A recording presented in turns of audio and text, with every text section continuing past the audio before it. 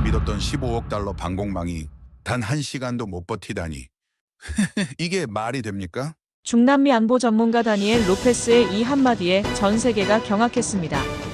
중국 최신 레이더 12대, 러시아 방공 미사일 200여 기로 구축한 베네수엘라의 철벽 방어가 미국의 새벽 작전 한 번에 완전히 무력화되었습니다. 더 충격적인 건 15억 달러짜리 시스템이 150대의 비행기 중 단 한 대도 탐지하지 못했다는 사실. 그런데 폭격 후 단 3일 만에 중남미 7개국이 동시에 어딘가로 러브콜을 보냈습니다. 그 이름은 바로 대한민국. 더 충격적인 건 이들이 요구한 조건이 정치적 간섭 없는 기술 이전이었다는 것. 과연 한국이 어떤 비밀 무기로 강대국들을 제쳤을까요? 지금부터 그 놀라운 전말을 공개합니다. 영상을 보시면서 구독과 좋아요, 그리고 댓글에 대한민국 방산 화이팅을 남겨주세요. 저는 다니엘 로페스입니다. 중남미 안보 싱크탱크에서 수석 연구원으로 일하고 있어요. 콜롬비아 군에서 정보장교로 복무했던 경험을 바탕으로 지금은 이 지역의 복잡한 안보 상황을 분석하는 일을 하고 있습니다. 2025년 12월 말, 새해를 이틀 앞두고 보고타에 있는 저희 사무실은 새벽 2시까지 불이 켜져 있었어요. 제 책상 위에는 베네수엘라 위성 사진들이 여러 겹 펼쳐져 있었고, 세대의 모니터에는 카라카스 주변의 레이더 배치도와 최신 정보 분석 자료들이 띄워져 있었습니다. 중국에서 제공받은 최신 레이더 시스템들이 베네수엘라 수도 전역을 빈틈없이 감싸고 있다는 보고서를 읽고 있었어요. 완벽한 방공망 구축 완료, 외부 침입 100% 차단 가능이라는 문구가 화면에 반복해서 나타났지만 왠지 모를 불안감이 계속 스며들었습니다. 20회 넘게 이 일을 해오면서 배운 게 하나 있다면 모든 게 완벽해 보일 때가 가장 위험한 순간이라는 거였거든요. 특히 최근 들어 베네수엘라 정부의 자신감이 지나칠 정도로 높아진 게 눈에 띄었어요. 매일같이 국영방송에서는 미국도 감히 건드릴 수 없는 철벽, 방어라는 표현을 써가며 국민들을 안심시키고 있었습니다. 하지만 저는 그런 확신이 오히려 가장 큰 약점이 될 수 있다고 생각했어요. 제가 며칠째 분석하고 있는 자료들을 종합해보면 표면적으로는 안정돼 보이지만 실제로는 매우 위태로운 균형 위에 서 있다는 결론에 도달할 수밖에 없었거든요. 가장 우려스러운 부분은 베네수엘라의 과도한 외부 의존이었어요. 군사기술의 거의 모든 부분을 중국과 러시아에 맡기고 있었습니다. 레이더 시스템, 방공 미사일, 심지어 통신망까지도 말이죠. 자체적인 기술 개발이나 검증 과정 없이 그저 최고 수준이라는 말만 믿고 도입한 시스템들이었어요. 제 경험상 이런 일방적인 의존 관계는 언젠가 큰 문제를 일으킬 가능성이 높았습니다. 특히 제공자와 수용자 사이에 진짜 위기가 닥쳤을 때 그 관계가 얼마나 견고할지는 아무도 장담할 수 없는 일이거든요. 마지막으로 위성 사진을 한 번 더 확대해서 보면서 이상한 직감이 스쳤어요. 카라카스는 겉보기에 조용하고 안정돼 보였지만 그 정적이 오래 지속되지 않을 거라는 느낌이었습니다. 마치 태풍이 오기 전 바다처럼 표면은 고요하지만 밑에서는 거대한 에너지가 꿈틀거리고 있는 그런 분위기였어요. 정보 분석 업무를 하면서 이런 직감은 대부분 맞아떨어지곤 했습니다. 데이터로는 설명할 수 없지만 여러 작은 신호들이 모여서 만들어내는 종합적인 감각이었죠. 그날 밤 저는 곧 무언가 큰 변화가 일어날 거라는 예감과 함께 사무실 문을 잠갔습니다. 새해가 시작되면서 베네수엘라에는 분명 중요한 일들이 벌어질 거라는 확신을 안고 말이에요. 2026년 1월 첫째 날 오후, 저는 보고타 시내에서 열린 신년 국제안보 포럼에 참석했습니다. 중남미 각국의 전문가들이 모여 새해 지역 안보 현황을 전망하는 자리였어요. 힐튼 호텔 대회의실은 긴장감으로 가득했고 베네수엘라 상황에 대한 우려의 목소리가 여기저기서 들려왔습니다. 회의 주제는 2026년 라틴 아메리카 안보 전망이었지만 실제로는 베네수엘라 문제가 거의 모든 논의의 중심이 되고 있었어요. 각국 대표들의 표정만 봐도 상황의 심각성을 느낄 수 있었습니다. 특히 콜롬비아와 가이아나, 브라질 대표들은 국경 지역 안보에 대한 깊은 우려를 드러내고 있었죠. 토론이 한창 진행되던 중 한올로 학자가 발언권을 요청했습니다. 70대 후반으로 보이는 그분은 평생을 라틴 아메리카 정치사와 안보 연구에 바친 권위자였어요. 카를로스 멘도사 교수님이었는데 그분의 분석은 항상 예리하면서도 깊이가 있어서 많은 전문가들이 존경하는 분이었습니다. 회의실이 조용해지자 멘도사 교수님이 천천히 입을 열었어요. 그분의 목소리는 차분했지만 무게가 있었습니다. 여러분, 역사를 되돌아보면 한 가지 명확한 교훈이 있습니다. 자주적 안보 능력을 갖추지 못하고 외부 기술에만 의존하는 국가는 전쟁이 아니라 시험의 순간에 무너집니다. 그 말은 회의실 전체에 조용히 울려 퍼졌어요. 30여 명의 참석자들이 일순간 정적에 빠졌습니다. 저 역시 펜을 든 손이 멈췄죠. 그 문장이 마치 제가 지난주부터 느껴온 불안감을 정확히 표현한 것 같았거든요. 저는 서둘러 그 말을 노트에 적으면서 베네수엘라를 떠올렸습니다. 중국에서 제공받은 레이더 시스템, 러시아제 방공, 미사일, 심지어 군용 통신망까지도 외국 기술에 의존하고 있는 상황이었어요. 그리고 무엇보다 미국은 절대 들어올 수 없다는 집단적 확신 말이죠. 모든 게 외부에서 온 것들로 이루어져 있었습니다. 멘도사 교수님은 계속해서 말씀하셨어요. 냉전 시대를 보세요. 강대국들이 제공하는 보호막은 언제나 그들의 국익에 따라 움직였습니다. 진짜 위기가 닥쳤을 때 그 보호막이 과연 펼쳐질지는 아무도 장담할 수 없었죠.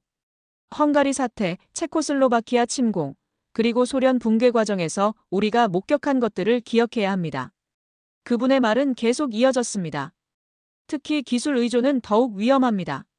무기 체계나 방어 시스템을 완전히 외부에 의존하게 되면 그 순간부터 진정한 주권은 사라지는 거예요. 상대방이 언제든 그 기술을 무력화할 수 있는 방법을 알고 있을 가능성을 배제할 수 없거든요. 그 순간 저는 깨달았습니다. 제가 앞으로 들려드릴 이야기가 바로 의존의 대가를 다루는 이야기가 될 거라는 걸 말이에요. 어떤 나라든 다른 나라의 기술과 약속에만 기대어서는 진짜 안전을 얻을 수 없다는 교훈을 담은 이야기가 될 거였습니다. 회의실 앞쪽에 앉아있던 브라질 대표가 손을 들고 질문했어요. 그렇다면 교수님, 중간 규모 국가들이 선택할 수 있는 현실적인 대안이 있을까요? 멘도사 교수님이 잠시 생각한 후 대답하셨습니다. 균형 외교와 다변화된 협력이 핵심입니다. 한 나라에만 의존하지 말고 여러 파트너와 기술적 협력을 추진하되 가장 중요한 건 자체 역량을 기르는 일이죠. 포럼이 끝나고 나서도 그 원로학자의 말이 계속 머릿속에 맴돌았어요. 특히 의존은 곧 붕괴로 이어진다는 핵심 메시지가 강하게 각인되었습니다. 베네수엘라가 지금 서 있는 자리가 얼마나 위험한 곳인지 더욱 명확해졌거든요.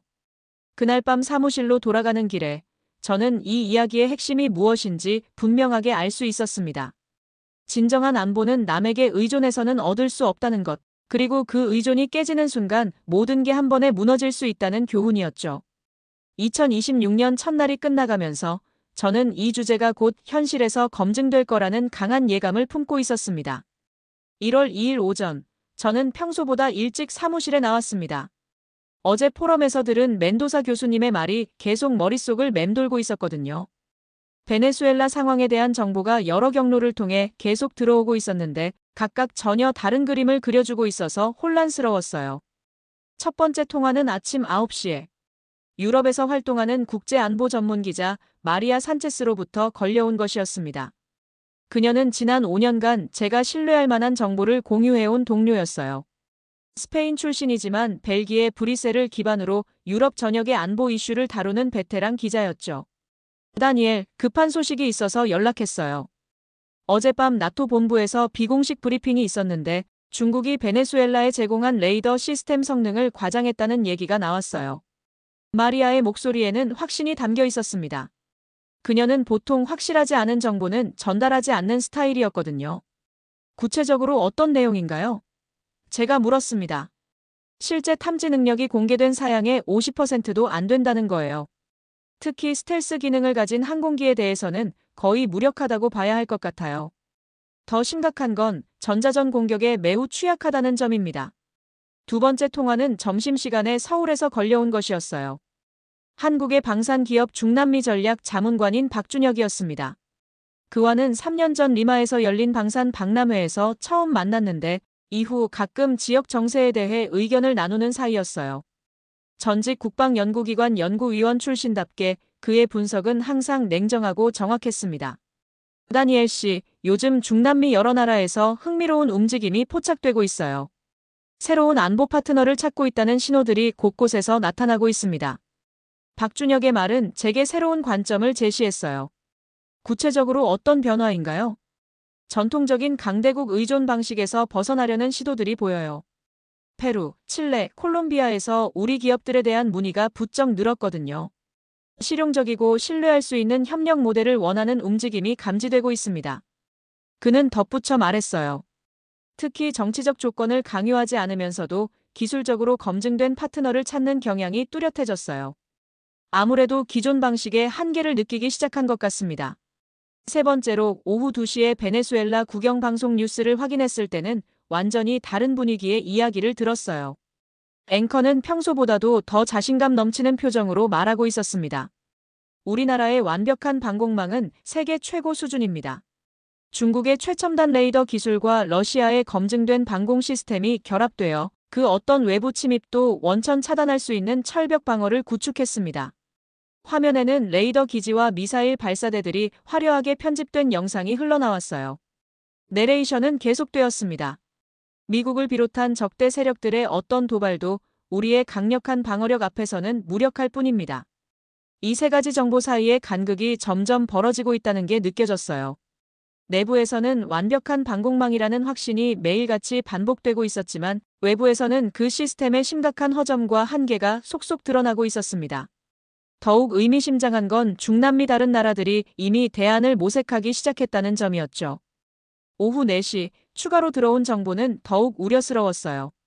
미국 국방부에서 카리브해 지역 군사훈련을 갑작스럽게 발표했다는 소식이었습니다. 공식적으로는 정례훈련이라고 했지만 시기와 규모로 봐서는 예사롭지 않은 움직임이었어요. 저는 자료들을 정리하면서 한 가지 확신이 들었어요. 이런 불일치와 모순이 이렇게 클 때는 언젠가 하나의 결정적인 사건으로 모든 게 정리될 가능성이 높다는 거였습니다. 진실과 선전 사이의 간극이 극한에 달했을 때 그 간극을 메우는 방법은 대부분 충격적인 현실 확인뿐이거든요. 그날 저녁 베네수엘라 관련 파일을 닫으면서 저는 이 나라가 스스로 만든 거짓 확신 속에서 점점 더 깊은 함정으로 빠져들고 있다고 느꼈습니다. 그리고 그 함정에서 빠져나오는 순간이 그리 멀지 않았다는 예감도 함께 말이에요. 1월 2일, 무언가 결정적인 변화가 시작될 거라는 불길한 예감을 안고 하루를 마쳤습니다. 1월 2일 밤 11시 47분, 저는 집에서 늦은 저녁을 먹고 있었는데 갑자기 휴대폰이 요란하게 울리기 시작했습니다. 베네수엘라 관련 모니터링 시스템에서 보낸 긴급 상황 알림이었어요. 처음에는 시스템 오류인가 싶었는데 연달아 들어오는 알림들을 보니 심상치 않은 상황임을 직감했습니다. 서둘러 노트북을 켜고 상황을 확인해 보니 믿기 어려운 일이 벌어지고 있었어요. 카라카스 전역의 전력이 동시에 차단된 것이었습니다. 위성 영상으로 확인한 베네수엘라 수도는 평소 밤에 보이던 불빛들이 모두 사라진 채 완전한 암흑 상태였어요. 이게 정말 일어나고 있는 일인가? 저는 스스로에게 중얼거렸습니다. 밤 12시를 넘기면서 더욱 구체적인 정보들이 들어오기 시작했어요. 처음에는 단순한 정전사고일 가능성을 생각했습니다. 베네수엘라의 전력 인프라가 워낙 노후화되어 있어서 대규모 정전이 가끔 발생하기도 했거든요. 하지만 곧 이상한 점들을 발견했어요. 병원, 정부 청사, 군 시설 등 중요 기반 시설들까지 모두 전력이 차단된 상태였습니다. 보통은 비상전력으로라도 최소한의 기능을 유지하는데 그런 흔적이 전혀 보이지 않았어요. 더욱 이상한 건 통신망이 함께 마비되었다는 점이었습니다. 인터넷, 휴대전화, 심지어 군용 통신망까지 완전히 먹통이 되어 있었거든요. 가장 충격적인 건 레이더 시스템이 아무런 신호도 감지하지 못하고 있다는 초기 보고였어요. 그 완벽한 방공망이라던 중국산 레이더들이 마치 존재하지 않는 것처럼 조용했습니다. 평소 같으면 민간 항공기의 움직임까지도 실시간으로 추적하던 시스템들이 완전히 침묵하고 있었어요. 새벽 1시가 되자 카라카스 외곽에 거주하는 시민들의 소셜미디어 게시물들이 단편적으로 들어오기 시작했어요. 창밖을 보는데 도시 전체가 죽은 것 같다. 이런 정적은 처음 경험한다. 무서워서 잠을 잘 수가 없다는 내용들이었습니다. 하지만 이런 게시물들도 새벽 1시 30분 이후부터는 완전히 끊어졌어요. 저는 다른 정보 분석관들과 긴급 화상회의를 시작했습니다. 콜롬비아, 브라질, 페루의 동료들이 차례로 접속했는데 모두 똑같이 당황하고 있었어요. 이건 단순한 정전이 아니야. 브라질의 카를로스가 말했습니다. 전력, 통신, 감시 시스템이 동시에 마비되는 건 자연 발생적으로는 불가능해. 페루의 루이사가 덧붙였어요. 더 이상한 건 주변국 레이더에서도 베네수엘라 상공의 특별한 항공기 움직임이 포착되지 않고 있다는 점이야. 마치 아무 일도 일어나지 않은 것처럼 보여. 그 순간 저는 어제 마리아가 전해준 정보를 떠올렸어요. 중국산 레이더의 스텔스 탐지 능력이 과장되어 있다는 이야기 말입니다. 만약 정말로 고도로 발달된 스텔스 기술을 가진 누군가가 베네수엘라 상공에 진입했다면 그 완벽한 방공망은 아무것도 감지하지 못했을 가능성이 있었어요. 새벽 2시가 넘어서자 더욱 구체적인 정보들이 들어오기 시작했습니다. 카라카스 시내 주요 지점에서 낮게 날아가는 헬기 소음이 목격되었다는 보고였어요. 하지만 레이더 화면에는 여전히 아무것도 나타나지 않았습니다. 이것은 분명 의도된 침묵이었어요. 정전도, 통신 마비도, 레이더 무력화도 모두 계획된 것이었습니다. 저는 이 순간 깨달았어요. 제가 며칠째 예감하고 있던 그 무언가 큰 일이 마침내 현실이 되었다는 걸 말입니다. 새벽 3시, 저는 긴급 상황 보고서 작성을 시작했습니다. 첫 문장을 이렇게 썼어요. 2026년 1월 2일 밤 11시 47분부터 베네수엘라에서 지금까지 목격된 적 없는 형태의 작전이 진행되고 있습니다. 되돌릴 수 없는 변화가 시작된 순간이었습니다. 새벽 3시 반, 저는 컴퓨터 화면을 바라보며 깊은 망설임에 빠져 있었습니다. 지금까지 수집된 정보들을 종합해보면 한 가지 결론에 도달할 수밖에 없었지만 그 결론을 받아들이기가 쉽지 않았어요. 이게 정말 본격적인 군사작전의 시작인가? 분석가로서 20년 넘게 일해오면서 저는 항상 감정보다는 데이터에 의존해서 판단을 내리려고 노력해왔습니다. 하지만 지금 상황은 달랐어요. 모든 데이터가 같은 방향을 가리키고 있었는데 그 방향이 너무나 충격적이어서 믿고 싶지 않은 마음이 앞섰거든요. 첫 번째 망설임은 중국산 레이더 시스템의 완전한 무력화였어요. 몇 시간째 계속 확인하고 있지만 카라카스 상공에서 명백히 무언가가 움직이고 있음에도 불구하고 레이더 화면은 여전히 텅 비어 있었습니다. 설마 마리아가 말한 성능 과장이 이 정도였다고? 저는 중얼거렸어요. 제가 가진 모든 상식으로는 이해할 수 없는 상황이었습니다. 아무리 스텔스 기술이 발달했다고 해도 이렇게 완전히 탐지망을 무력화시킬 수 있다는 건 상상도 못했거든요. 더욱이 베네수엘라 정부가 그토록 자신있게 내세우던 철벽, 방어가 한순간에 무너질 수 있다는 것도 믿기 어려웠어요. 두 번째 망설임은 이 작전의 주체가 누구인지에 대한 의문이었습니다. 지금까지의 정황상 미국이 배후에 있을 가능성이 가장 높았지만 그렇다면 이건 단순한 정권 교체 차원을 넘어서는 일이었어요. 베네수엘라는 중국과 러시아의 중요한 전략적 거점이었거든요. 정말로 미국이 이런 위험을 감수할까? 저는 스스로에게 물었습니다.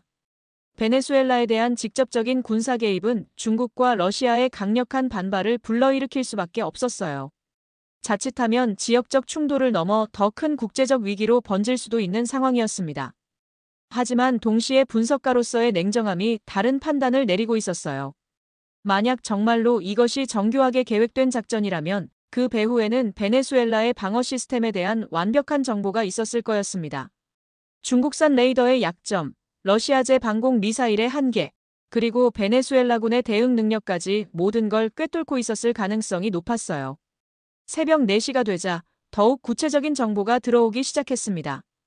카라카스 시내 여러 지점에서 헬기 착륙음이 목격되었다는 현지 제보였어요. 특히 대통령궁 주변에서는 평소와는 전혀 다른 움직임이 포착되고 있었습니다. 이제 더 이상 우연의 일치나 사고로 볼 수 없겠군. 저는 마지막 망설임을 떨쳐내기로 했어요. 인간으로서는 이런 상황이 벌어지기를 원하지 않았지만 분석가로서는 현실을 인정해야 했습니다. 가장 큰 충격은 그동안 베네수엘라가 쌓아온 모든 안전 신화가 단 몇 시간 만에 무너지고 있다는 점이었어요.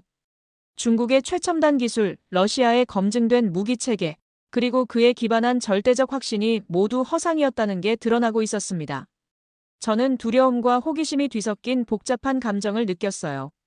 한편으로는 이런 상황이 계속 진행되면 어떤 결과를 가져올지 걱정되었지만 다른 한편으로는 이 역사적 순간을 실시간으로 목격하고 있다는 사실의 전율을 느꼈습니다. 새벽 4시 반 결정적인 소식이 들어왔어요. 미국 국방부에서 베네수엘라 내 미군 인질 구출 작전을 공식 발표한 것이었습니다. 하지만 이는 명백한 명분용 발표였고 실제로는 훨씬 큰 작전이 진행되고 있다는 게 분명했어요. 저는 최종 결심을 내렸습니다. 더 이상 외면하거나 망설일 수 없었어요. 이 상황을 끝까지 추적해서 진실을 밝혀내야겠다고 마음먹었죠. 설사 그 진실이 아무리 충격적이고 받아들이기 어려운 것이라 할지라도 말이에요. 좋아. 이제 정말로 들어가 보자. 저는 키보드 앞에 앉으며 다짐했습니다. 베네수엘라에서 벌어지고 있는 이 전례 없는 사건의 진상을 파헤치기 위한 본격적인 분석 작업이 시작되는 순간이었어요. 새벽 5시, 저는 더 이상 관망자의 위치에 머물러 있을 수 없다고 판단했습니다. 지금까지는 공개된 정보와 일반적인 분석 도구로만 상황을 파악하려 했지만 이제는 다른 차원의 접근이 필요했어요.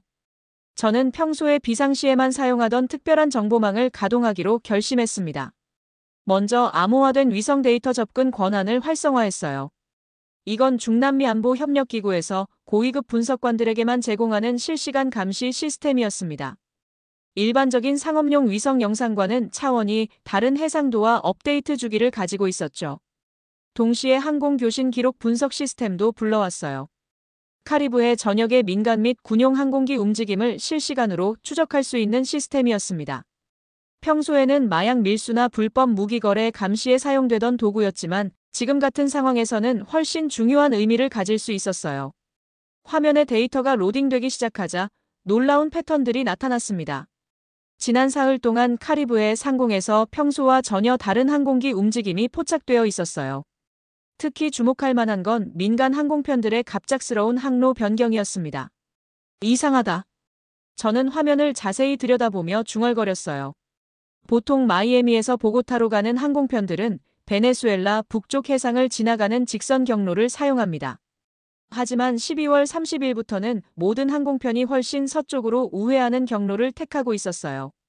마치 베네수엘라 상공 일대를 의도적으로 피해가고 있는 것 같았습니다. 더욱 의미심장한 건 전자파 스펙트럼 분석 결과였어요. 평소 베네수엘라에서 나오던 레이더 신호와 통신 주파수 패턴이 어젯밤부터 완전히 달라져 있었습니다.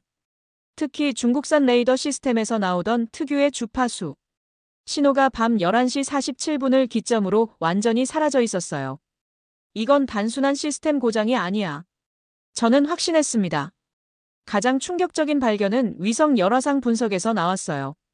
카라카스 시내 주요 지점들에서 평소보다 훨씬 높은 열 신호가 감지되고 있었습니다. 특히 대통령궁 주변과 주요 정부 청사 부근에서 헬기 착륙과 일치하는 패턴의 열 반응이 나타나고 있었어요. 새벽 6시, 가장 결정적인 데이터를 발견했습니다. 미국 플로리다 키 웨스트 해군 기지에서 출발한 항공기들의 항적이었어요.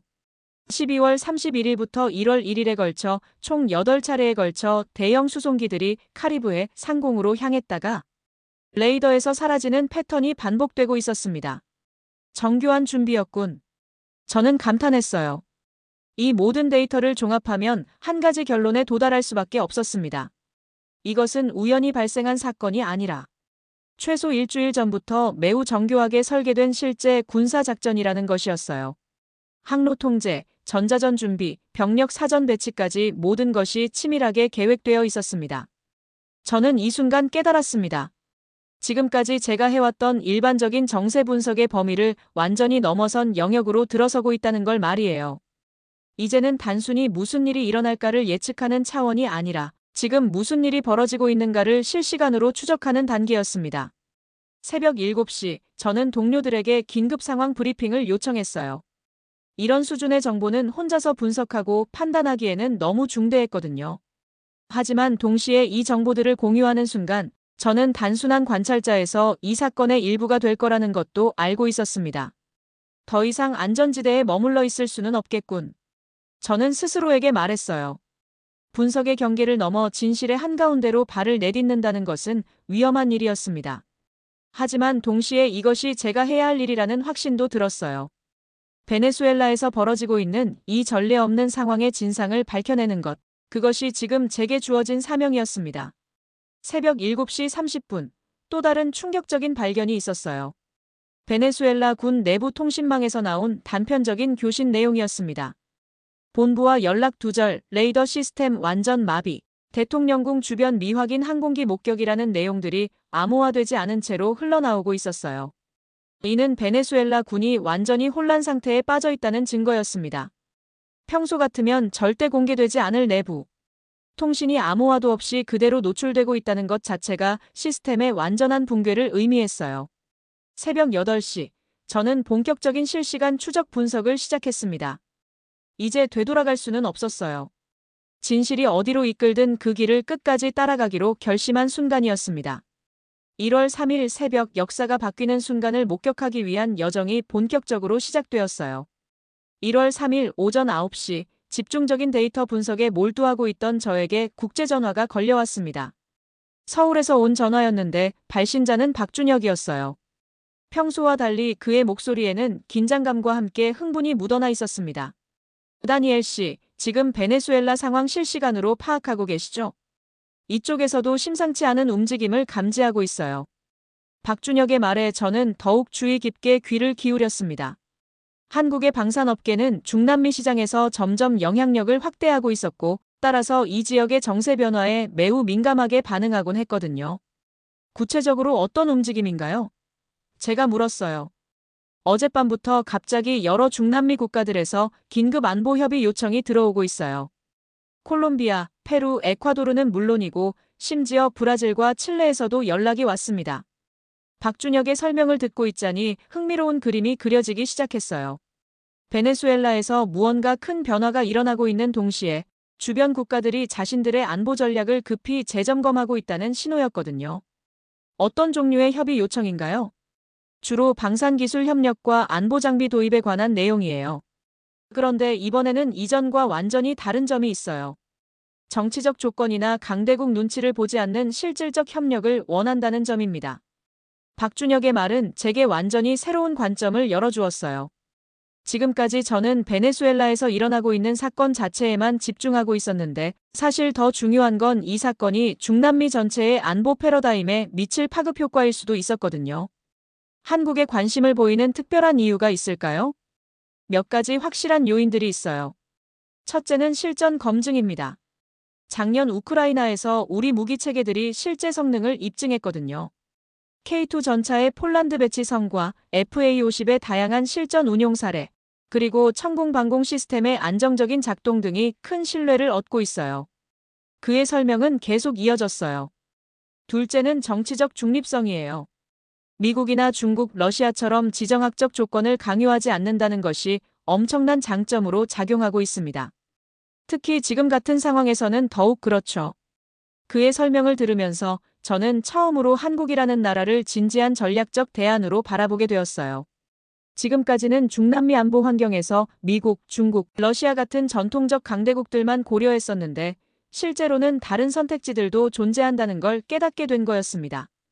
가격 대비 성능도 중요한 요소죠. 서구 선진국 수준의 기술력을 중간 가격대에 제공할 수 있다는 점이 중간 규모 국가들에게는 매우 매력적이에요. 하지만 가장 중요한 건 기술 이전의 개방적이라는 점입니다. 박준혁이 강조한 이 부분이 특히 인상 깊었어요. 단순히 완제품을 파는 게 아니라 현지 생산 기반 구축과 기술, 역량 향상을 함께 지원한다는 것이 큰 차별화 요소가 되고 있어요. 이는 진정한 자주 국방 능력을 갖추고 싶어하는 국가들에게 매우 중요한 조건이죠. 이 통화는 재개 이후 전개될 이야기에서 중요한 감정적 균형을 제공해 주었어요. 베네수엘라의 충격적인 붕괴 속에서도 다른 나라들은 더 나은 미래를 위한 현실적 선택을 모색하고 있다는 희망적인 메시지였거든요. 다니엘 씨, 제가 보기에는 이번 베네수엘라 사태가 중남미 전체의 안보 질서를 재편하는 결정적 계기가 될 것 같아요. 기존의 강대국 의존 모델에서 벗어나 더 실용적이고 균형 잡힌 협력 관계를 추구하는 흐름이 급속도로 강해질 거예요. 그는 계속해서 설명했어요. 특히 이번 일로 중국과 러시아의 보호 약속이 얼마나 불안정한 것인지 명확해졌잖아요. 반면 우리나라는 정치적 변동과 관계없이 일관된 기술 지원을 보장할 수 있다는 점에서 큰 신뢰를 얻고 있어요. 통화를 마치고 나서 저는 새로운 시각으로 상황을 바라보게 되었습니다. 베네수엘라의 위기가 단순히 한 국가의 몰락으로 끝나는 게 아니라 이 지역 전체가 새로운 안보 파트너를 찾아 나서는 출발점이 될 수도 있다는 가능성을 보게 된 거였어요. 특히 한국이라는 선택지가 제게는 매우 흥미롭게 다가왔습니다. 강대국의 정치적 압박 없이 순수하게 기술적 역량과 신뢰성으로 승부하는 협력 모델이었거든요. 이것은 분명 기존의 패러다임과는 다른 새로운 형태의 국제관계를 시사하고 있었어요. 오전 10시, 저는 베네수엘라 상황 분석과 함께 이 사건이 중남미 안보 환경에 미칠 장기적 영향에 대해서도 동시에 추적해보기로 했습니다. 위기 속에서 피어나는 새로운 가능성들을 놓치지 않기 위해서였죠. 1월 3일, 중남미에는 파괴와 창조가 동시에 일어나고 있었습니다. 1월 3일 오전 10시 30분, 제가 실시간으로 추적하고 있던 상황에 급격한 변화가 일어났습니다. 지금까지는 간접적인 신호들만 포착하고 있었는데, 이제는 실제 작전이 눈앞에서 펼쳐지기 시작한 거였어요. 마치 할리우드 영화를 보는 것 같았지만, 이것은 분명한 현실이었습니다. 위성 열화상 카메라가 포착한 첫 번째 장면은 카라카스 상공을 낮게 가로지르는 헬기 편대였어요. 총 8대의 헬기가 도시 외곽에서 중심부를 향해 정교한 침투 경로를 따라 이동하고 있었습니다. 놀라운 건 이 모든 움직임이 여전히 베네수엘라의 레이더에는 전혀 잡히지 않고 있다는 점이었어요. 믿을 수 없어. 저는 화면에 집중하며 중얼거렸습니다. 헬기들의 이동 패턴을 분석해보니 이것은 즉흥적인 작전이 아니라 오랫동안 계획되고 연습된 정밀한 작전임이 분명했어요. 각 헬기마다 명확한 목표 지점이 있었고 서로 완벽하게 조율된 타이밍으로 움직이고 있었거든요. 특히 인상적이었던 건 도시 내 주요 전력시설과 통신 중계소들을 우회하는 정교한 경로였어요. 마치 베네수엘라의 인프라 지도를 완벽하게 꿰뚫고 있는 것 같았습니다. 심지어 대공 미사일 기지들의 사각지대를 정확히 이용하고 있었어요. 오전 11시 정각, 가장 극적인 순간이 시작되었습니다. 대통령궁을 향한 최종 접근이었어요. 4대의 헬기가 동시에 건물 주변 4지점으로 분산하여 착륙하기 시작했습니다. 동작 하나하나가 마치 정교한 시계의 톱니바퀴처럼 맞아떨어지고 있었어요. 실시간 음성통신 감청 시스템에서도 놀라운 정보가 들어왔습니다. 작전 진행 중에 사용되는 교신 언어가 영어였는데 그 억양과 용어들로 봤을 때 고도로 훈련된 특수부대원들임이 분명했어요. 하지만 구체적인 소속은 여전히 파악할 수 없었습니다. 브라보팀, 1층 확보 완료. 찰리팀, 북쪽 계단 통제 중. 델타팀, 목표 지점으로 이동 중. 에코팀, 외곽 경계 유지. 이런 간결하고 전문적인 교신 내용들이 암호화된 주파수를 통해 흘러나오고 있었어요. 각 팀이 건물 내부를 체계적으로 장악해 나가는 과정이 마치 한 편의 액션 영화처럼 펼쳐지고 있었습니다. 가장 놀라운 건 이 모든 과정에서 베네수엘라 측의 저항이 거의 없었다는 점이었어요. 경비대나 대통령 호위 부대의 조직적인 대응이 전혀 감지되지 않았습니다. 간헐적으로 들리는 총성은 있었지만 본격적인 교전으로 발전하지는 않았어요. 오전 11시 20분, 패키지 확보를 위한 최종 접근 교신이 들려왔습니다. 군사작전에서 패키지는 보통 주요 목표 임무를 지칭하는 암호명이었어요. 마두로 대통령을 찾기 위한 수색이 본격화되고 있다는 의미였죠. 오전 11시 35분, 결정적인 순간이 왔습니다. 패키지 확보 완료, 추출 준비라는 교신이 들려온 거였어요. 베네수엘라 대통령이 체포되었다는 의미였습니다. 저는 이 순간 전율을 느꼈어요. 역사적인 순간을 실시간으로 목격하고 있다는 것 자체가 믿기 어려웠거든요. 동시에 이런 규모와 정밀도의 작전이 실제로 실행될 수 있다는 사실에 경외감을 느꼈습니다. 전체 작전이 시작부터 끝까지 단 45분 정도 걸렸어요. 헬기 착륙부터 목표 인물 확보까지 모든 것이 마치 정교한 드라마의 한 장면처럼 완벽하게 연출되었습니다. 이것이 현대 특수작전의 속도이고 정밀성이라는 걸 실감했어요. 정오가 되자 작전 참가 헬기들이 차례로 이륙하기 시작했습니다. 여전히 베네수엘라의 레이더에는 아무것도 잡히지 않은 채로 말이에요. 그들은 왔던 길을 따라 조용히 사라져갔고 카라카스에는 다시 침묵이 찾아왔습니다. 하지만 이제 모든 것이 바뀌었어요. 몇 시간 전까지만 해도 절대 함락될 수 없다던 베네수엘라의 심장부가 완전히 장악되었습니다. 그리고 그 모든 과정이 믿을 수 없을 만큼 빠르고 정확하게 이루어졌어요. 오후 12시 30분. 미국 국방부에서 공식 발표가 나왔습니다. 베네수엘라 내 미국인 인질 구출 작전 성공적 완료라는 간단한 성명이었어요. 하지만 모든 사람들이 알고 있었죠. 이것은 단순한 인질 구출 작전이 아니라 정권 교체 작전이었다는 걸 말입니다. 저는 화면 앞에서 깊은 숨을 내쉬었습니다. 이제 되돌릴 수 없는 지점에 도달했다는 걸 알 수 있었거든요. 베네수엘라는 물론이고 중남미 전체의 판도가 완전히 바뀔 역사적 전환점을 목격한 순간이었어요. 1월 3일 정오, 새로운 시대가 시작되었습니다. 1월 3일 오후 1시, 제가 그토록 기다리던 결정적인 보고서가 도착했습니다. 베네수엘라 군 내부의 비공식 정보원으로부터 온 것이었는데 그 내용은 제가 예상했던 것보다 훨씬 더 충격적이었어요. 중국산 레이더 시스템들이 작전 내내 단 한 번도 침입자들을 감지하지 못했다는 확실한 증거였습니다. 보고서에 따르면 카라카스 방공 통제소에서는 어젯밤부터 오늘 정오까지 14시간 동안 완전히 정상적인 화면만 보고 있었다고 해요. 레이더 운용병들은 마지막 순간까지도 아무런 이상을 감지하지 못했습니다. 심지어 대통령궁에서 총격전이 벌어지고 있다는 무전을 받고도 레이더에는 아무것도 없다고 보고했을 정도였어요. 이게 정말 가능한 일인가? 저는 스스로에게 물었습니다. 더욱 충격적인 건 베네수엘라가 지난 3년간 투자한 방공 시스템의 규모였어요. 중국으로부터 도입한 최신형 레이더만 해도 총 12대였고 이를 위해 지불한 비용이 15억 달러에 달했습니다. 그런데 그 모든 투자가 한순간에 무용지물이 되어버린 거였어요. 베네수엘라 공군 예비역 장성인 루이스 메디나로부터 온 증언이 특히 인상 깊었습니다. 그는 은밀한 경로를 통해 현재 상황을 전해왔는데 그의 목소리에는 깊은 배신감과 분노가 묻어 있었어요. 다니엘, 우리가 믿고 있던 모든 것이 거짓이었습니다. 중국 기술자들은 이 레이더가 세계 최고 수준이라고 장담했어요. 최신 스텔스 전투기도 잡을 수 있다고 했습니다. 그런데 지금 보니 그들의 말 중에 진실은 하나도 없었던 것 같아요. 그는 계속해서 분노에 찬 목소리로 설명했어요. 더 심각한 건 우리가 자체 역량을 기르는 대신 완전히 외부 기술에 의존하게 되었다는 점입니다. 중국 기술자들 없으면 시스템 점검조차 할 수 없는 상태가 되어버렸어요. 이게 진짜 안 보입니까? 오후 2시 추가 정보가 들어오면서 상황은 더욱 명확해졌어요. 작전에 참여한 특수부대가 사용한 스텔스 기술은 이미 10년 전부터 개발되어 여러 차례 실전에서 검증된 것이었다고 해요. 반면 베네수엘라의 중국산 레이더는 그런 기술에 대한 대응 능력이 전혀 없는 구식 시스템이었던 거였죠. 가장 아이러니한 건 베네수엘라 정부가 이런 약점을 전혀 모르고 있었다는 점이었어요.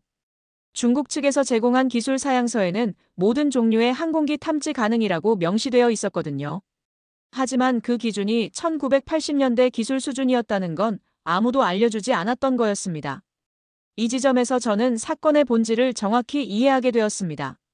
문제는 미국의 군사기술이 뛰어나서가 아니라 베네수엘라가 거짓된 기술 신화에 기대어 스스로를 속여왔기 때문이었어요.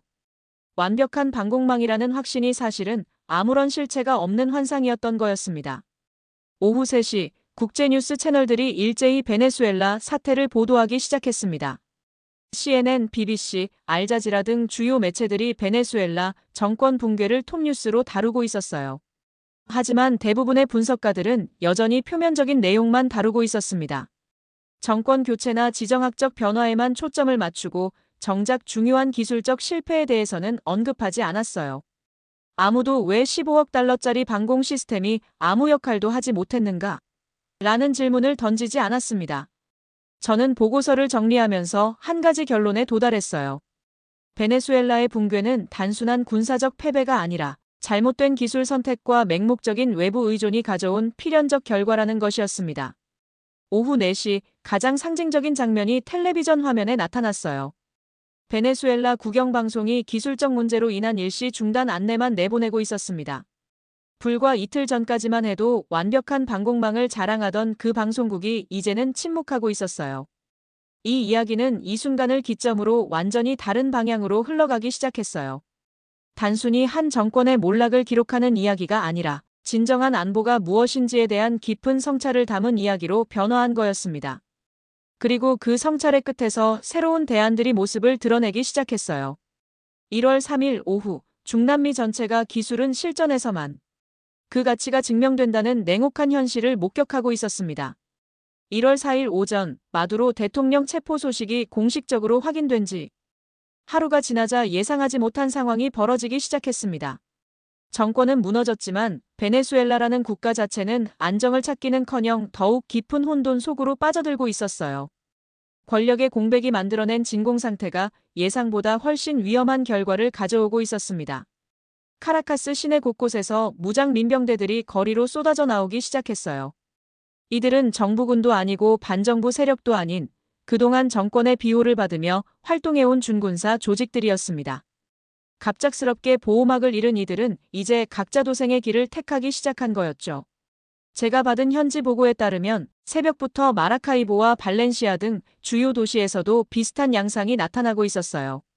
무장 세력들이 은행과 정부 청사, 심지어 군 무기고까지 습격하려는 시도를 하고 있었습니다. 중앙정부의 통제력이 완전히 사라진 상황에서 각 지역이 무법천지로 변해가고 있었어요. 더욱 심각한 건 마약 밀수 조직들의 움직임이었습니다. 이들은 그동안 베네수엘라 정부와 암묵적인 협력 관계를 유지해왔는데 이제 그 보호막이 사라지자 더욱 공격적으로 변하고 있었어요. 콜롬비아와의 국경 지역에서는 이미 몇 차례 무력 충돌이 발생했다는 소식이 들려왔습니다. 오전 10시 콜롬비아 군 당국으로부터 받은 긴급 보고서는 상황의 심각성을 보여주고 있었어요. 베네수엘라 국경 지역에서 대규모 무장 세력의 이동이 포착되고 있습니다. 이들 중 일부가 콜롬비아 영토로 넘어올 가능성을 배제할 수 없어 군 경계 태세를 최고 단계로 격상합니다. 브라질과 가이아나에서도 비슷한 우려가 제기되고 있었어요. 베네수엘라 내부의 혼란이 주변국 전체로 확산될 가능성이 점점 커지고 있었습니다. 특히 수십만 명의 베네수엘라 난민들이 국경으로 몰려들 가능성에 대해 각국 정부가 비상대책을 논의하기 시작했어요. 오후 2시 가장 우려스러운 소식이 들어왔습니다. 베네수엘라 석유시설들에 대한 공격 시도가 여러 곳에서 동시에 일어나고 있다는 거였어요. 무장 세력들이 정유 공장과 송유관을 장악하려 하고 있었는데 만약 이들이 성공한다면 석유 공급망 전체가 마비될 수 있었습니다. 이건 정권 교체로 끝나는 게 아니야. 저는 동료들과의 화상회의에서 말했어요. 진짜 위기는 지금부터 시작되는 것 같아. 가장 충격적인 건 국제사회의 반응이었습니다. 미국은 작전 성공을 발표했지만 베네수엘라 내부 안정에 대해서는 구체적인 계획을 제시하지 못하고 있었어요. 민주적 임시정부 수립을 지원하겠다는 원론적인 입장만 반복하고 있었습니다. 중국과 러시아는 아예 공식 반응을 피하고 있는 상황이었어요. 베이징에서는 내정 불간섭 원칙을 언급하며 논평을 거부했고 모스크바에서도 상황을 예의주시하고 있다는 모호한 입장만 표명했습니다. 저는 이 시점에서 깨달았습니다. 외부 세력이 한 나라의 정권을 제거하는 건 상대적으로 쉬울 수 있지만 그 이후의 안정을 보장하는 건 전혀 다른 차원의 문제라는 걸 말이에요. 베네수엘라는 지금 그 어려운 현실을 직면하고 있었습니다. 오후 4시 페루 정부로부터 긴급 연락이 왔어요. 베네수엘라 사태가 안데스 전체의 안보에 미칠 영향을 긴급 평가해달라는 요청이었습니다. 이미 에콰도르와 볼리비아에서도 비슷한 문의가 들어오고 있었어요. 주변국들의 반응을 보면서 저는 한 가지 패턴을 발견했습니다. 모든 나라가 기존의 안보 파트너들에 대한 신뢰를 재검토하기 시작했다는 점이었어요. 미국은 개입할 수는 있지만 안정을 보장하지는 못한다는 걸 보여줬고 중국과 러시아는 위기 상황에서 실질적인 도움을 주지 않는다는 게 드러났거든요. 오후 6시 저는 긴급 상황 분석 보고서를 작성하기 시작했어요. 첫 문장은 이랬습니다. 베네수엘라의 진짜 위기는 정권 붕괴가 아니라 그 이후에 시작되었습니다. 승리한 쪽도 패배한 쪽도 없는 상황, 그리고 그 공백을 노리는 수많은 위협 요소들이 몰려들고 있는 현실. 이제 중남미 전체가 새로운 형태의 선택을 강요받고 있었어요. 기존의 강대국 의존 모델로는 더 이상 안정을 보장받을 수 없다는 게 명확해진 순간이었습니다. 1월 4일 저녁 중남미는 새로운 질서를 찾아야 하는 절박한 상황에 놓여 있었습니다. 1월 4일 밤 8시 마두로 체포 소식이 전 세계에 퍼진 지 하루가 지났는데도 국제사회의 반응은 놀라울 만큼 조용했습니다. 특히 베네수엘라가 그동안 절대적으로 의존해왔던 중국과 러시아의 침묵이 모든 걸 말해주고 있었어요. 이것은 단순한 외교적 신중함이 아니라 사실상의 방기에 가까웠습니다. 베이징에서는 외교부 대변인이 베네수엘라 내정에 대해서는 논평을 자제한다는 원론적인 입장만 되풀이하고 있었어요. 평소 같으면 미국의 군사 개입에 대해 강력한 비난 성명을 냈을 텐데 이번에는 완전히 다른 반응이었습니다. 더욱 의미심장한 건 중국이 베네수엘라에 파견했던 군사 고문단을 이미 며칠 전에 조용히 철수시켰다는 정보였어요. 모스크바의 반응은 더욱 충격적이었습니다. 러시아 국방부는 아예 공식 논평을 거부했고 크렘린 대변인은 다른 나라 일에 개입할 계획이 없다는 짧은 멘트만 남겼어요. 그동안 베네수엘라를 서반구에서 미국 패권에 맞서는 전초기지라고 치켜세우던 러시아가 갑자기 무관심한 척하고 있었습니다. 가장 충격을 받은 건 베네수엘라 군부였을 거예요. 그들은 위기 상황에서 중국과 러시아가 군사적 지원을 제공할 것이라고 믿고 있었거든요. 실제로 지난 몇 년간 양국은 전략적 동반자 관계를 강조하며 베네수엘라에 무기와 기술을 제공해왔었어요. 밤 9시 베네수엘라 외교부에서 중국과 러시아 대사관으로 긴급 지원 요청을 보냈다는 소식이 들어왔습니다. 하지만 두 나라 모두 현재 상황을 주의 깊게 관찰하고 있다는 모호한 답변만 보내왔다고 해요. 실질적인 도움은 기대하기 어렵다는 의미였죠. 카라카스 시내 곳곳에서는 무장 민병대들의 활동이 더욱 격화되고 있었어요. 정부군의 지휘 체계가 완전히 붕괴된 상황에서 각 부대들이 제각각 행동하고 있었습니다. 일부는 항복했고 일부는 도주했으며 일부는 민병대와 합세하기도 했어요. 더욱 심각한 건 주변국들의 반응이었습니다. 콜롬비아는 국경 봉쇄를 선언했고 브라질도 국경 지역에 군 병력을 증강 배치했어요. 가이아나와 트리니다드 토바고는 해상 경계를 강화하며 베네수엘라로부터의 난민 유입을 차단하려 하고 있었습니다. 우리는 완전히 고립되었습니다. 베네수엘라 임시정부 관계자가 익명으로 전한 말이 모든 걸 요약하고 있었어요. 중국도 러시아도 우리를 돕지 않을 것 같고 주변국들은 모두 국경을 닫고 있어요. 미국은 정권만 바꾸고 나머지는 우리가 알아서 하라는 식이고요. 밤 10시 가장 절망적인 소식이 들어왔습니다. 베네수엘라 중앙은행에 예치되어 있던 중국 대출 자금 15억 달러가 동결되었다는 거였어요. 중국 측에서 정치적 불안정으로 인한 안전조치라고 설명했지만 사실상 베네수엘라와의 경제관계를 중단하겠다는 신호였습니다. 러시아도 마찬가지였어요. 베네수엘라에 제공하기로 한 추가 군사장비 공급 계약이 불가항력 사유로 중단되었다는 통보가 왔어요. 그동안 혈맹이라고 부르던 관계가 한순간에 냉랭한 비즈니스 관계로 전락한 거였습니다. 밤 11시 더욱 충격적인 현실이 드러났습니다. 베네수엘라에 파견되어 있던 중국과 러시아의 기술 지원 인력들이 대거 철수하기 시작한 것이었어요. 석유시설 운영, 전력망 관리, 통신시설, 유지보수를 담당하던 외국 기술자들이 없으면 국가 인프라 자체가 마비될 수 있는 상황이었습니다. 이제 정말 끝이구나. 저는 이 모든 상황을 지켜보면서 깊은 절망감을 느꼈어요. 베네수엘라가 그토록 의존했던 모든 외부의 축들이 동시에 무너지는 모습이 너무나 극명하게 드러나고 있었거든요. 강대국들의 우정이 얼마나 조건적이고 실용적인 것인지를 적나라하게 보여주는 사례였어요. 자정이 넘어서자 저는 하루 종일 수집한 정보들을 정리하면서 한 가지 확신에 도달했습니다. 베네수엘라의 진짜 비극은 군사적 패배가 아니라 스스로를 지켜줄 것이라 믿었던 모든 외부 세력들로부터 동시에 버림받은 것이라는 점이었어요. 의존의 끝은 결국 고립이다. 저는 보고서에 이렇게 적었습니다. 베네수엘라는 지금 그 냉혹한 현실을 온몸으로 체험하고 있었어요. 그리고 이 모습을 지켜보는 중남미 다른 나라들도 깊은 충격에 빠져 있었습니다. 자신들도 언젠가 같은 운명에 처할 수 있다는 두려움과 함께 말이에요. 1월 4일 밤 베네수엘라는 그 누구도 기댈 곳이 없는 완전한 고립 상태에 빠져 있었습니다.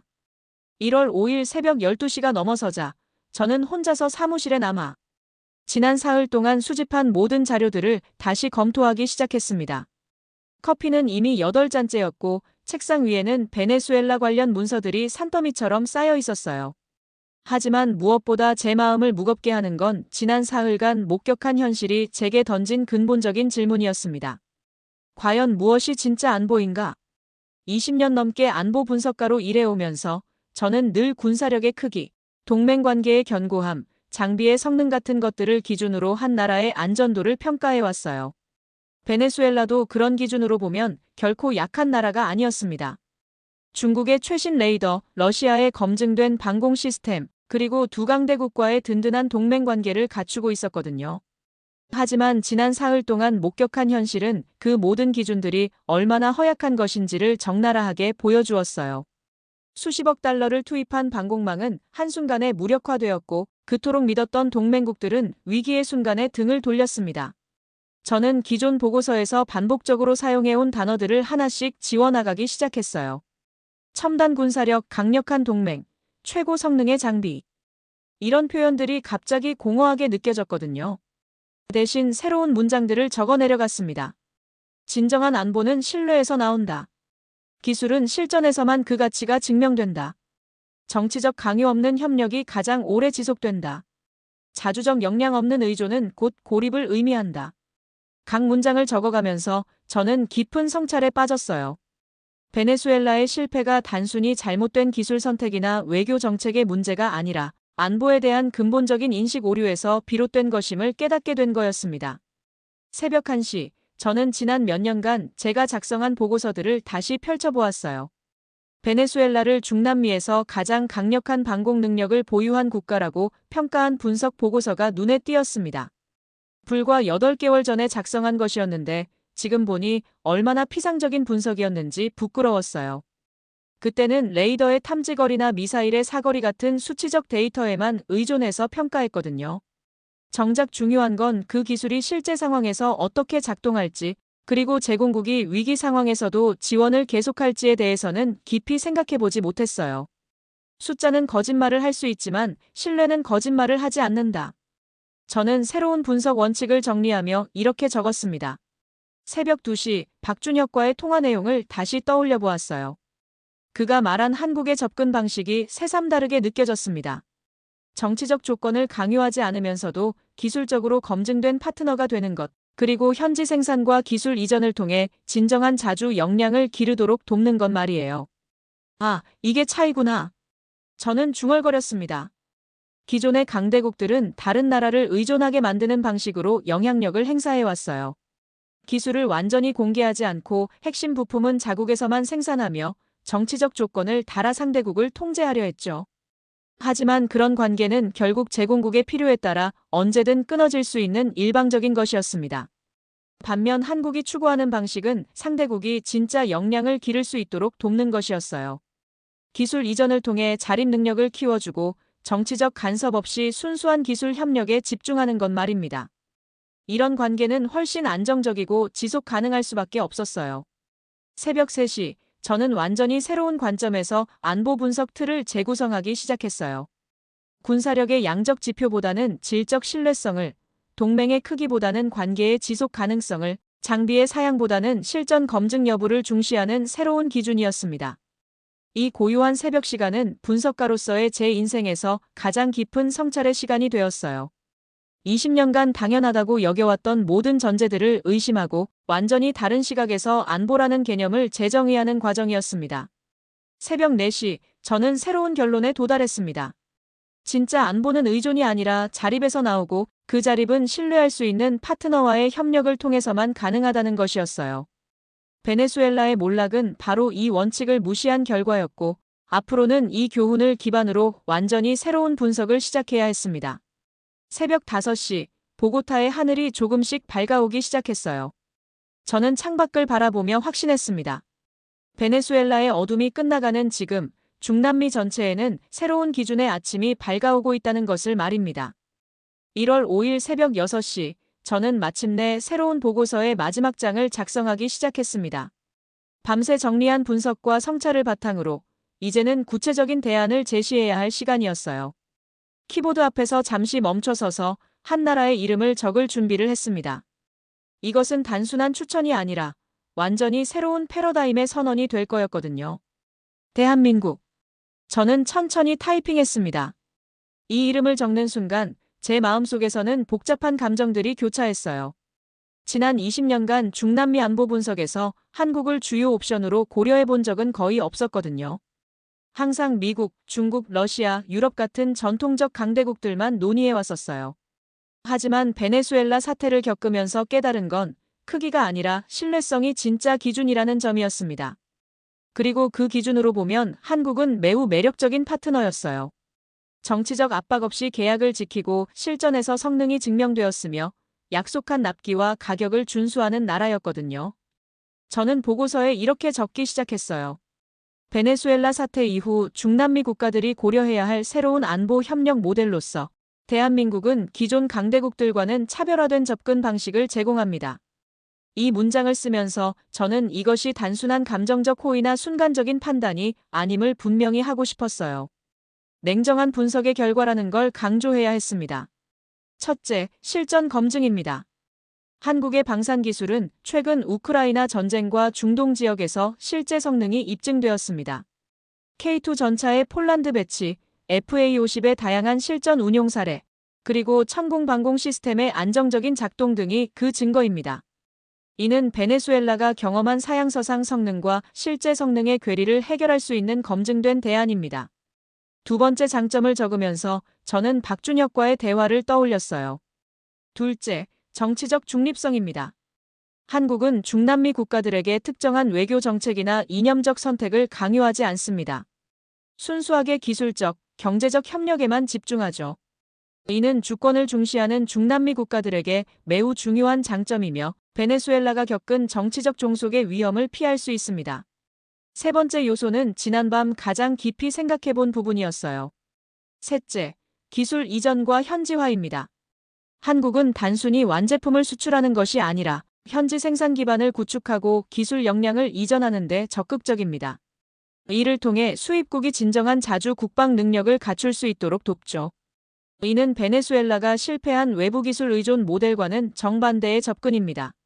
네 번째 장점을 적으면서 저는 지난 사흘간 목격한 참담한 현실을 다시 떠올렸어요. 넷째, 지속 가능한 지원입니다. 한국은 정치적 변화나 국제 정세 변동과 관계없이 일관된 기술 지원과 부품 공급을 보장합니다. 이는 장기적인 안보 계획 수립의 필수적인 요소이며 베네수엘라가 겪은 위기 시 방기 상황을 예방할 수 있습니다. 마지막 장점은 경제적 측면이었어요. 다섯째, 합리적인 비용과 효율성입니다. 한국의 방산 기술은 서구 선진국 수준의 성능을 중간 가격대에 제공합니다. 동시에 유지 보수 비용이 낮고 운용이 간편해 중간 규모 국가들에게 적합하죠. 이는 베네수엘라처럼 과도한 군사비 지출로 인한 경제적 부담을 피할 수 있게 해줍니다.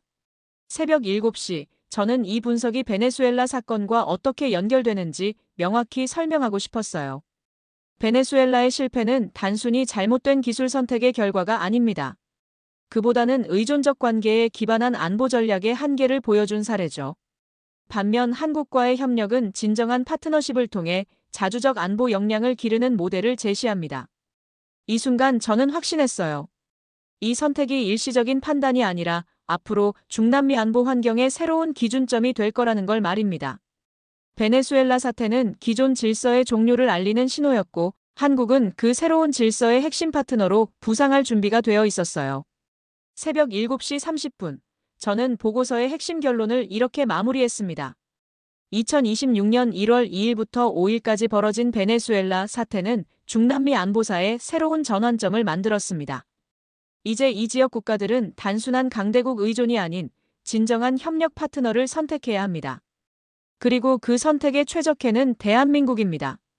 이야기는 이 순간을 기점으로 무너진 국가의 기록에서 새로운 기준의 선언으로 완전히 방향을 바꾸었어요.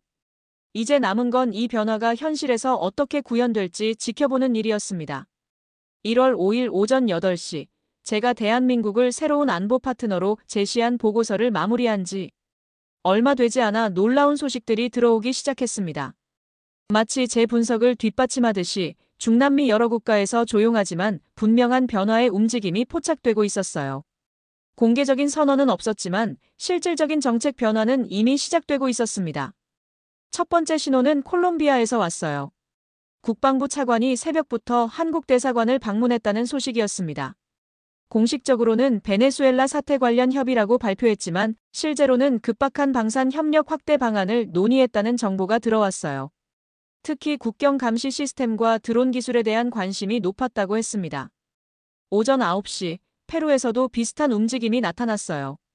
페루 공군 참모총장이 한국항공우주산업과의 긴급 화상회의를 요청했다는 소식이었습니다.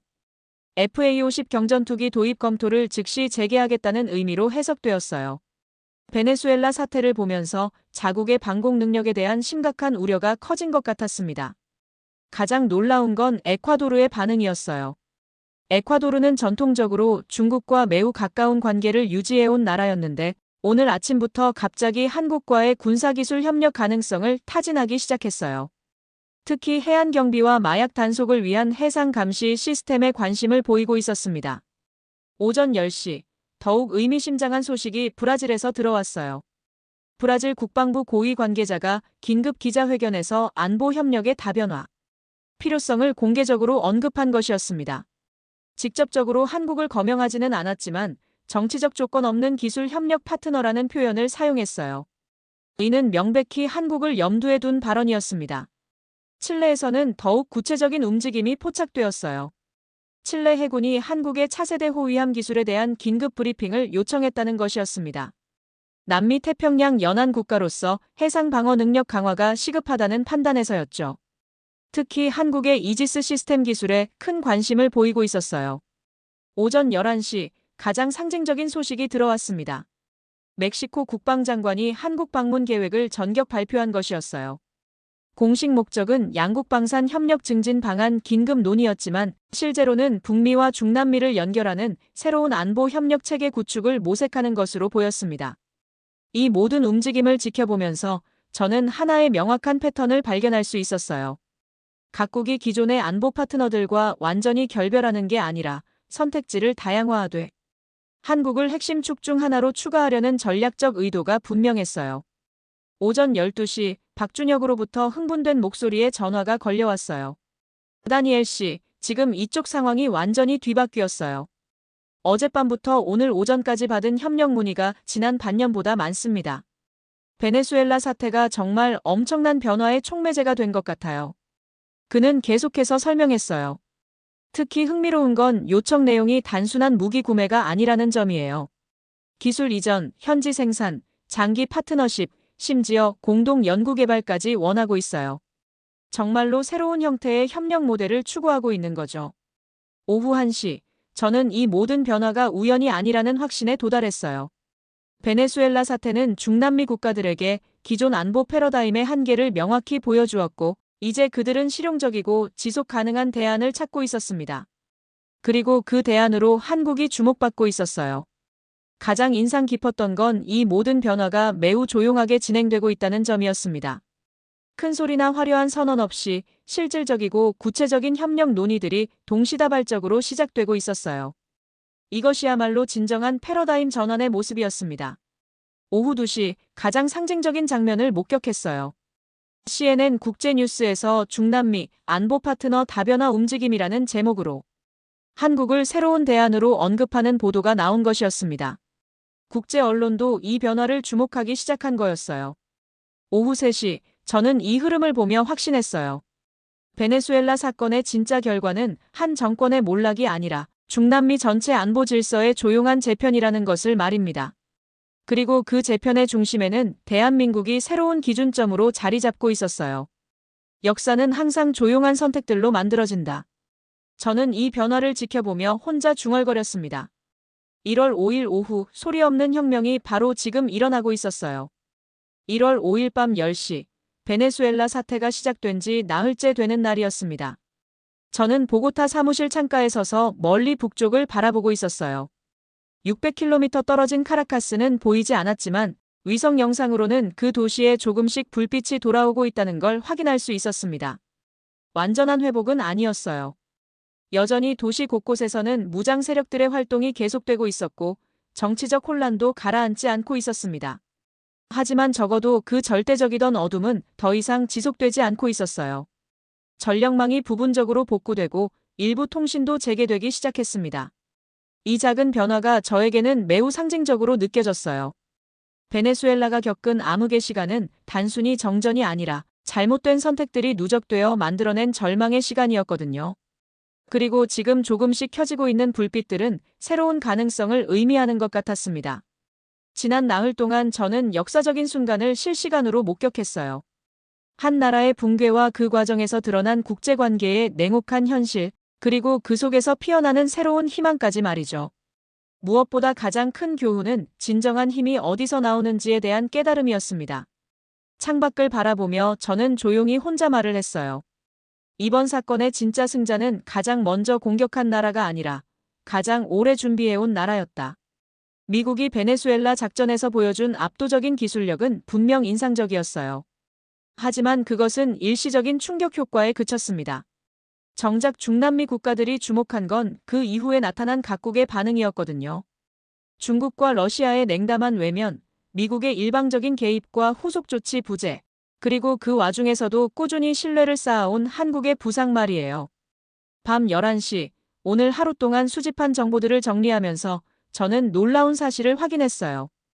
1월 2일부터 5일까지 나흘 동안 중남미 7개국에서 한국과의 협력 논의가 동시에 시작되었다는 것이었습니다. 이는 분명 우연이 아니었어요.